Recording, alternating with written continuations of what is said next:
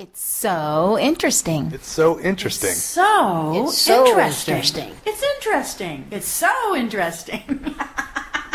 Okay. Welcome to It's So Interesting, where people talk about their work and life experience. I am George Spitzer. Today I'm talking with Christopher Schubert, who is a walnut marketer, often known on the street as the Walnut Guy. Let's get right to it. Tell me a bit about the ranch. Where is this ranch? What's the name of it? How big is it? Rancho La Vina is in the San Ynez Valley on Santa Rosa Road, more specifically in the Santa Rita Hills, which is just a geographical area, but a American viticultural designated area. So it's a wine growing region between Buellton and Lompoc, closer to Lompoc than Buellton. And this is in Santa Barbara County? Santa Barbara, northwest Santa Barbara County. Like I said, in wine country. It's a 2,800-acre ranch. It goes back to its founding days to the mid-1800s, 1860, 1869, when it was a Spanish land grant. In all that acreage, how many trees about are there? 185. How many trees? A lot. All right. Can I say thousands and leave it at that? Yes. It's a lot of walnut trees. I mean, they're pruned every year, so I mean, a walnut tree can get to be 55, 60 feet tall, something in there. These are all probably 25 to 35 feet tall. How many walnuts are on a tree typically?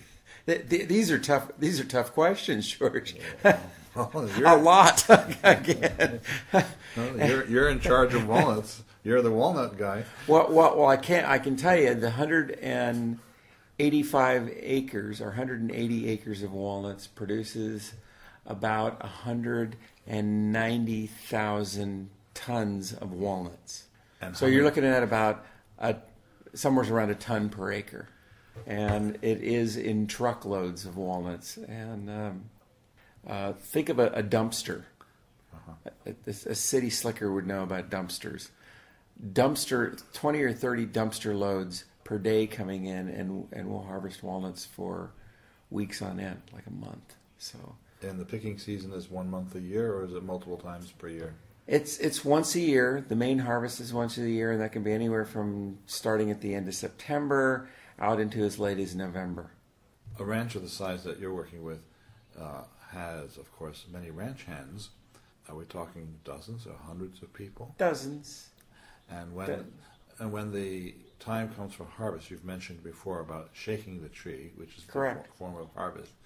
Is the tree shook by hand, or is there some assistance? No, there's a mechanical shaker. It's a tractor, a 3-wheeled device with a canopy on it, so that the falling nuts don't clobber the ranch hand on the head. And it's a real skill. It's a very well respected art. I mean, it's got a robotic arm on the front of the tractor that on a smaller tree will grab the trunk and shake it. On a larger tree it will grab individual limbs and shake them. When the nuts fall, of course you've got a tractor with wheels on it, so you don't want to crush all the nuts while they're on the ground. So the wheels have spinning brushes that push the walnuts out of the way as the tractor moves. That must be quite a sight. It's phenomenal, and the shaking is quite an experience as well. I mean, you're standing within 25 to 30 yards of the shaker, and you come off the ground if you're standing on the ground. Wow! And the machinery themselves, or the tractors themselves, the shakers tend to shake themselves to death, literally every couple of years. I mean, you can imagine. I mean, something that vibrates that much is going to rattle itself right apart with time. I already see images.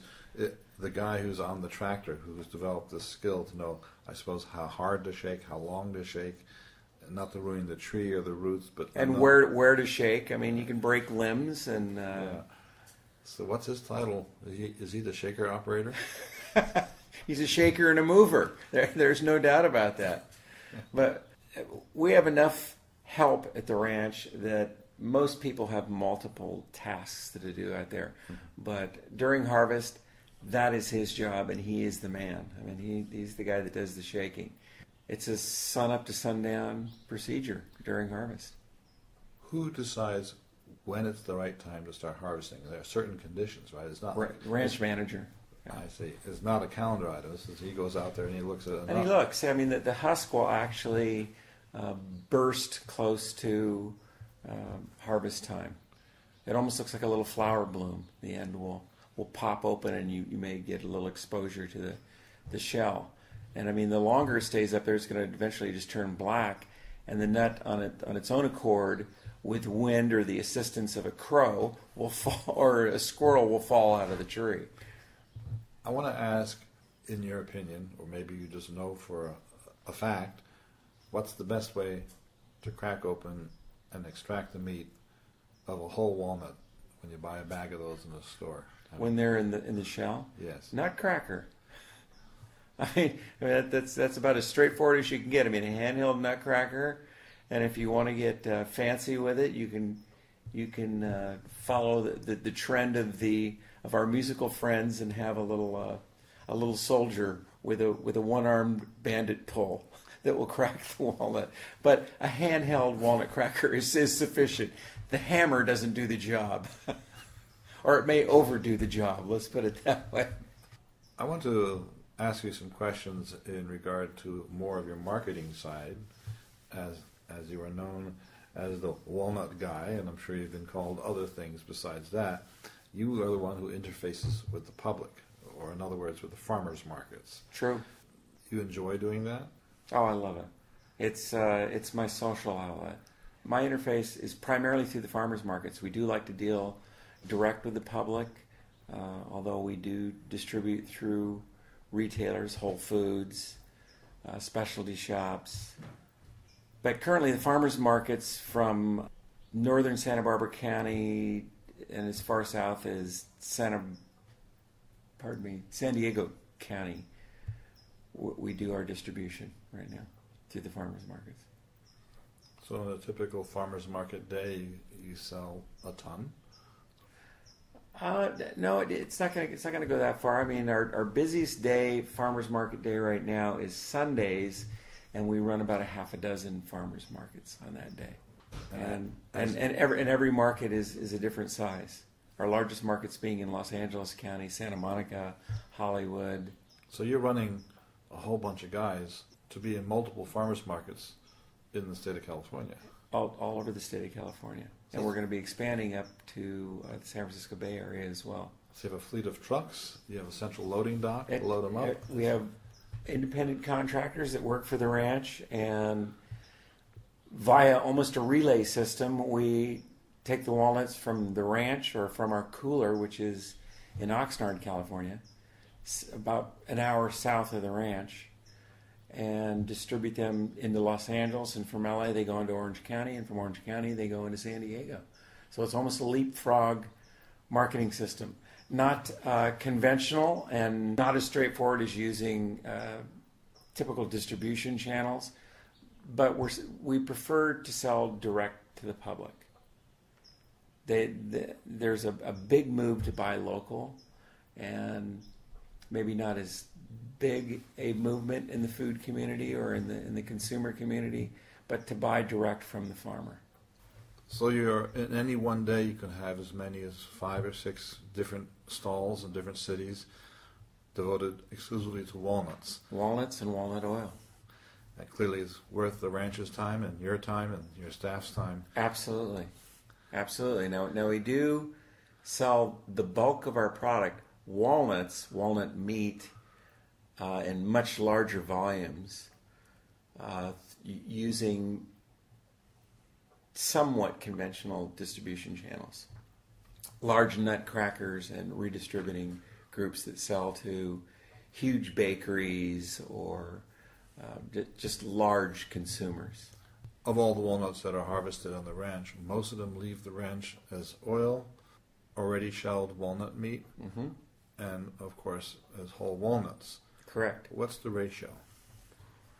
The bulk of it is shelled walnut meats, individually bagged or in bulk case, 25-pound cases or 1-pound bags. That's a good 90 some odd %. Let's put it that way. Oil we produce about 500 to 600 cases of each can size. So that's, it's not a lot. That's 300 liters of one and some half again that. The walnut oil business is growing dramatically though for us. And we do about 95% of that again through farmers markets and the balance through specialty retailers.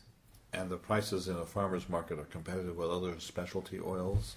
It's an expensive oil. I mean, just based on the fact that it takes a lot of nut meat to produce walnut oil, the cost is up there, but not uncomparable to a higher end olive oil or other quality non-refined nut oil.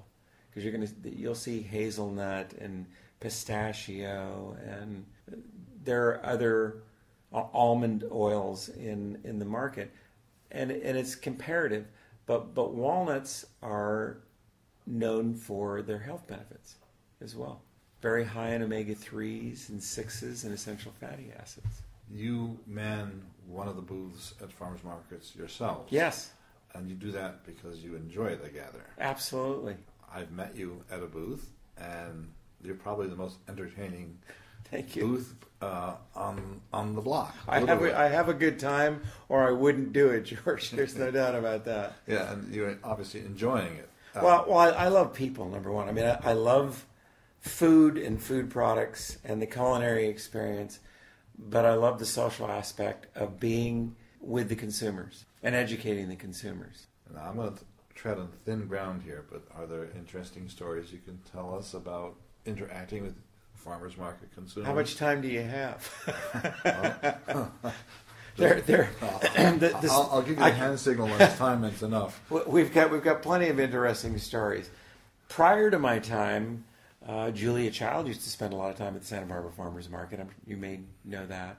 And Julia has hence passed, but her driver comes around every other week basis or so, and he's got his own stories to tell about Julia and her culinary adventures at the market. But I mean, we do, being that we're in Los Angeles County, we have a lot of celebrities. So maybe we'll just keep it to that. And whether I should drop names or not, I don't know. I would think you should not drop names.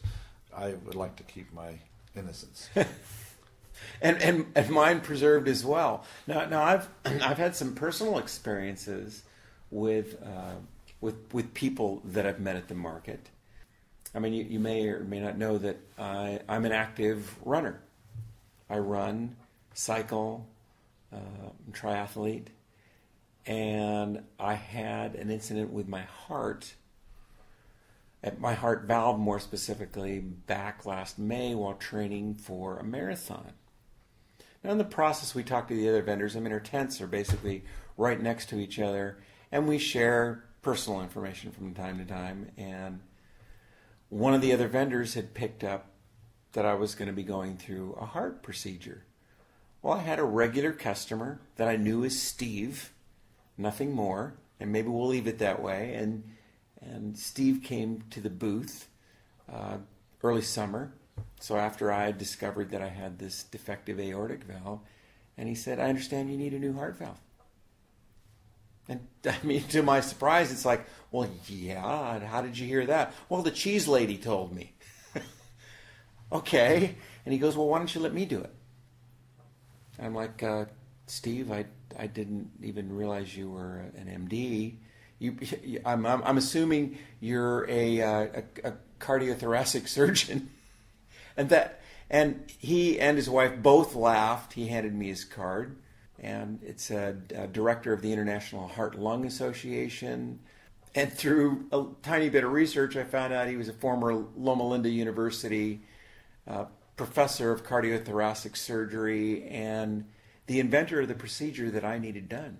I couldn't have been more blessed. I mean, I had open heart surgery in December, and I was in the hospital 2 days and back on the job in 2.5 weeks.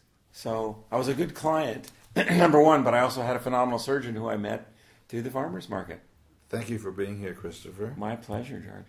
If you would like to contact Christopher or to listen again to this show or any other show, go to itssointeresting.com. It's so interesting. It's so interesting. So It's so interesting. interesting. It's interesting.